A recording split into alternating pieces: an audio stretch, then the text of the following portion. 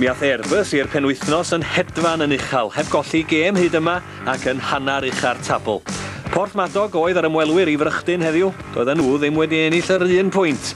Diolchreolwr Airbus, Gareth Owen yn gwybod felly y byddai'r gêm prawn 'ma yn rhoi cyfle da i'w dîm barhau â'i chediad calonogol cynnar. Yeah, we're in the moment and not getting carried away though. It's another difficult game for us today. League tables, they say don't lie, but we're not taking nothing for granted today, and it's going to be very difficult. We've got to go out there and apply ourselves like we have in the last month or so.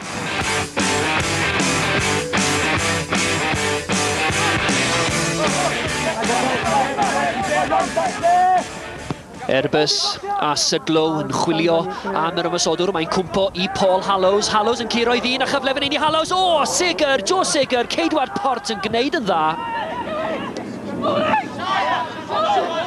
Port yn ceisio clirio i llunellau, ond cwmpo i Gareth Owen. Gareth Owen yn mynd heibio i Warren Beatty. Gareth Owen ar lwybr yn cynnig Danny Desmaro. Mae Gareth Owen yn rydd. Gareth Owen heibio i Joe Sigurd. A gol gynta Airbus. Wel, Airbus a Brychdyn yn datblygu'n gair. A Gareth Owen yn ei gosod i'n ddestlus. Cyfle fan hyn i Port i daro nôl Richard Smart. Ydw e'n mynd heibio'r mir amddiffynol. O, mae di mynd heibio i Andy Hughes. Mae'n gol i Port, ond na. Mae'r llimanwr, mae Paul Davies yr asesor wedi codi Liman. Mae rhywun yn cam sefyll.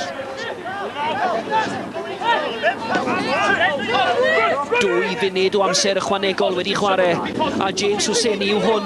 Hosseini, tybed yma ymysodiad olaf y gêm. Hosseini wedi chwarae mewn i Alan Hooley. Hooley, Macintosh o rydd. Macintosh yn selio'r fuddugoliaeth. Not really performed to the levels we were performing against Bangor and earlier on in the season, but the run continues, and the longer that goes on, I'm going to be